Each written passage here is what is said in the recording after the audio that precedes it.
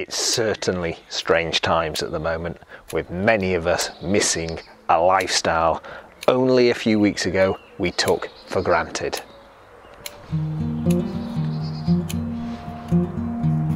But some things haven't changed, and one of those things is the garden.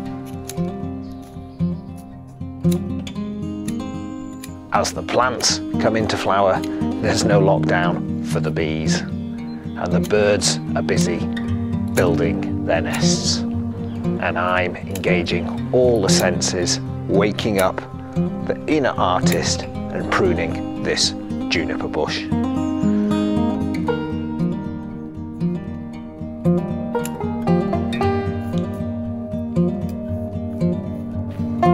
Do things get any more mindful than this?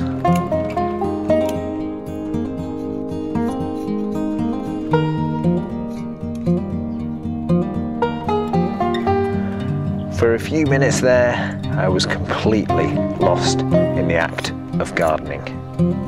What a way to relax. I think I've found my Zen.